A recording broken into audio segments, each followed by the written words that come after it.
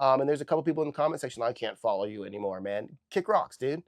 Kick rocks. Go follow somebody that's getting free tools and will tell you, oh, this is the best ever all the time. There's no bad about it. That's not me. That's not me. So any of y'all that leave the comments, this man's just mad he's not getting free tools anymore. I haven't been getting free tools from Flex for over 2 years. And I've been making videos throughout this entire time saying great things about them, right? So it has nothing to do with free tools. I don't need free tools. I'm probably the one of the most honest, most real content creators on social media right now, whether we're talking politics, whether we're talking religion, whether we're talking tools, whether we're talking building science, or whether I'm just out here ranting about Becky and George over there complaining about lack of effort. I will not say something that I don't truly believe. And if you don't like that, then kick rocks. What is up, guys? We're going to do a Flex tool review here. And some of y'all pissed me off on the last video. I appreciate your comments and I love the beef, but I'm not a normal content creator, so I'm going to bust back. I'm going to come back with the receipts and answer some of your guys' comments because you guys don't know what the hell you're talking about, okay? You guys are too emotional, and you should probably go into homemaking. But I just wanted to preface this is my tool trailer. It is an absolute filthy mess.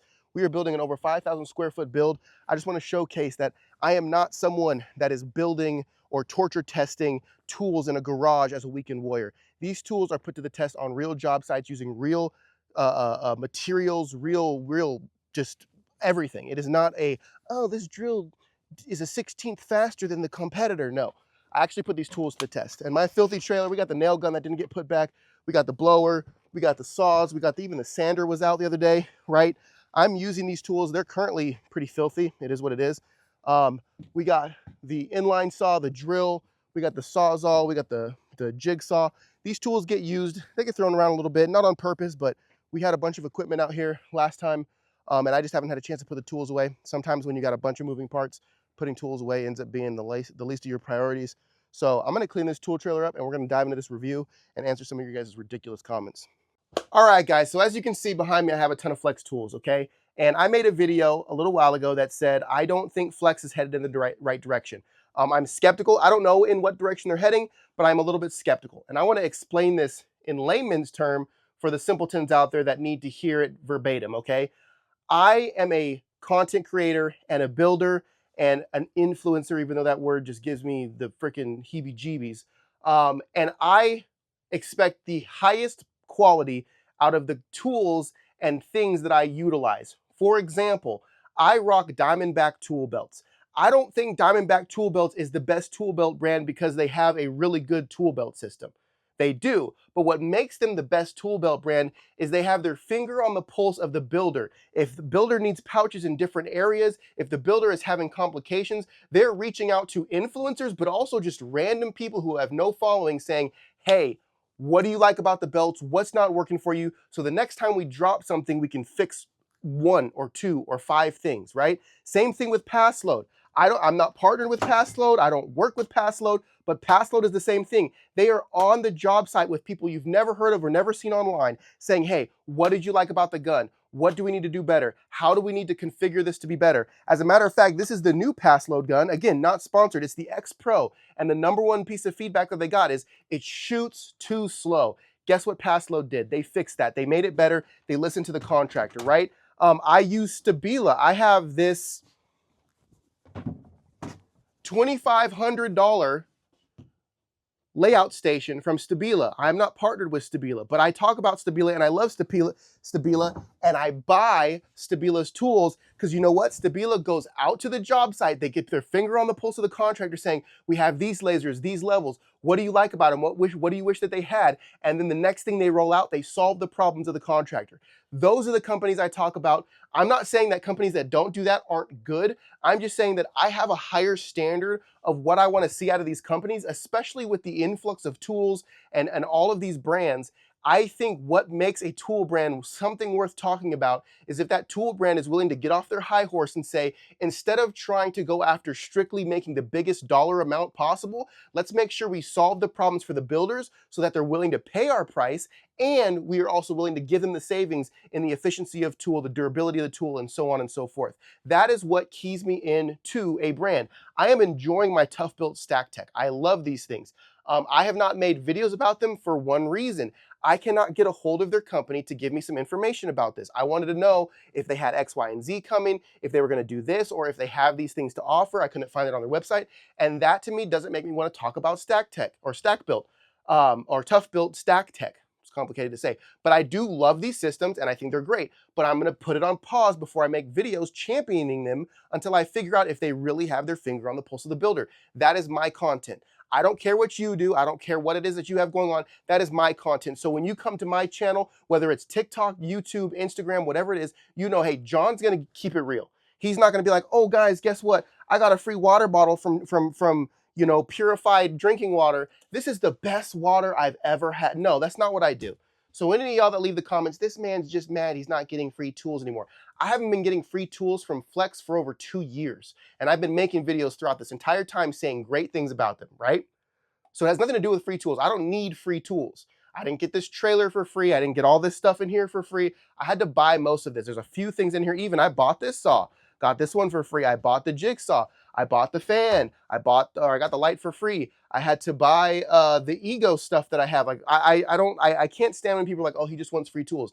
I'm probably one of the most honest, most real content creators on social media right now, whether we're talking politics, whether we're talking religion, whether we're talking tools, whether we're talking building science, or whether I'm just out here ranting about Becky and George over there complaining about lack of effort.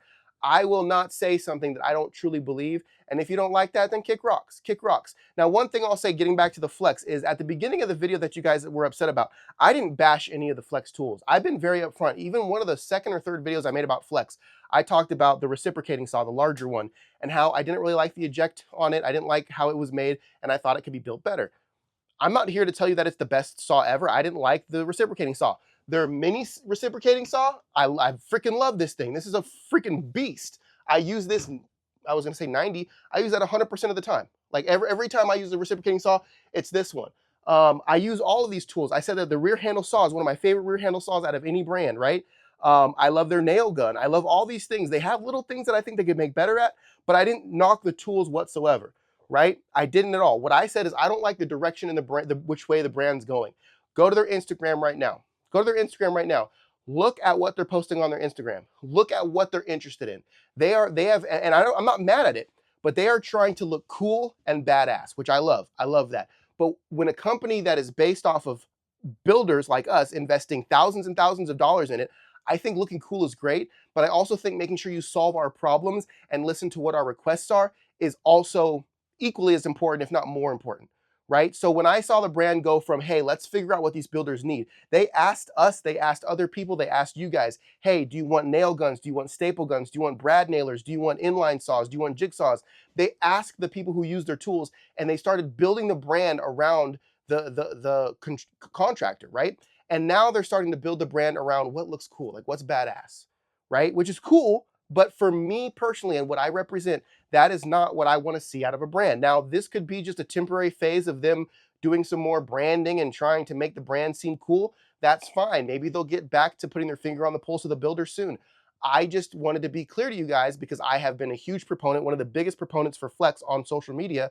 I just wanted to be clear with you guys saying that the direction in which they're going is not the direction that I was telling you guys it was going. I said that they are going to be competing with Milwaukee and DeWalt and Metabo, and I don't know if that's the direction that they're going. Now, if I grab my impact driver and I put it against a Metabo or a DeWalt or a Milwaukee, I would probably place bets on the Flex winning, right? I'm not saying that their tools aren't competitive with those big brands. I'm saying the brand in general and the direction of developing tools that we actually need on the job site is not looking so bright. Okay, so for any of you guys that left comments, and you guys have been seeing some of the comments that have been left up here as I paste them up here. For any of you guys that are like, oh man, you got me into Flex, I bought a bunch of Flex. I'm not saying you made a bad decision. I think you made a great decision. I think the tools that Flex have is great. I think you might find yourself reaching outside the platform to fill in some of the gaps in the future. Now, that's going to be the case no matter what. It's a new tool brand. But I think in the future, like 5-10 years, I was expecting them to have pretty much a solid arsenal. But I don't know if that's the case. What they've done, they've created like 12 different impact styles, the mini impact, the bigger impact, the 20, whatever it is. And they've done a bunch of drills. They have the big drills, the small drills. They have some augers. But they're not branching out as much as I expected them to. Now, again, I'm not saying they're not going to. I'm saying this is what I've seen. I'm commentating on the now and what I see in the future, and I will keep you guys updated on all of that. And in no way am I saying don't go out and buy Flex. Again, there's clickbait on the videos. There's things that got to get people to view the video. But if you watch the video and you actually listen to the meat and potatoes, you'll realize, oh, John's basically just saying the direction that the brand is going is in question, and he's been promoting this brand as something that's going to be what's next, as something that's going to be a contender with DeWalt and Milwaukee. And now he's saying that maybe that's not the case. That's me trying to be forthcoming and honest with you guys. And there's a couple people in the comment section, I can't follow you anymore, man. Kick rocks, dude. Kick rocks. Go follow somebody that's getting free tools and will tell you, oh, this is the best ever all the time. There's no bad about it. That's not me. That's not me. That's not what I do. So without any more waste of time, I'm going to just let you guys know. I think Flex, the tools that they have out now, which I already said in the last video, are great. I have it. I bought a couple months ago their Brad nailer. I've only used it a few times. Freaking beast. Love it. Absolutely love it. I've got no problem with Flex, the tool. I have a problem. I don't even have a problem. I have curiosity and concern about Flex, the company, and the direction that they're going. And I can't say names, but let's just say I am very familiar with people who were the head of development and marketing for Flex, who are no longer there, and they retired. It's not like they left on bad terms. And they said, yeah, there's some things that they're doing that are this. And I'm like, oh, not a big fan, right? So for all you guys that are upset, got nothing but love for you. Go find someone who tells you what you want all the time and find that echo chamber. For those of you who do appreciate my content and realize that I'm here to tell you exactly what I see, what I experience, I appreciate y'all. You guys know I'll always keep it real. I'm not going to blow smoke on anything. And for all of you guys that just found this channel, just know that I build stuff. I put these tools to the test. I don't test them in garages. I test them on the build site. So I don't care if it drills faster. I don't care if it drills, quicker, whatever it is, or has X amount more torque. I care, does it perform on the job site? Does it get jobs done? Does it work in all weather? Does it work when it's a little bit wet? Does it work when it's a little hot? Does it work when it's a little cold? Does it work if it's been dropped a few times? Does it work if, well, whatever those things are, that's what I care about. And I would say across the board, Flex does that. With outside of their battery issue, Flex, I've never had a Flex tool just crap out on me. Now, I've heard people that have said it does, but I also know that they have a warranty where you can get your tools replaced. Great warranty, awesome warranty.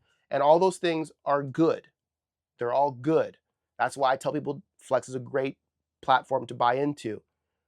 All I'm telling you is pay attention to how they roll out things in the future and make sure that it's going to be what you want. Now, you might be 50% Flex, 50% DeWalt or Milwaukee or Metabo or Hilti. That's fine. That's probably going to end up being the case, and that's fine. Okay, so that's all I got for this video. I appreciate y'all. If you appreciate my honesty and you don't get butthurt about it, make sure to leave a like and a subscribe, and I'll see you guys in the next video. Much love.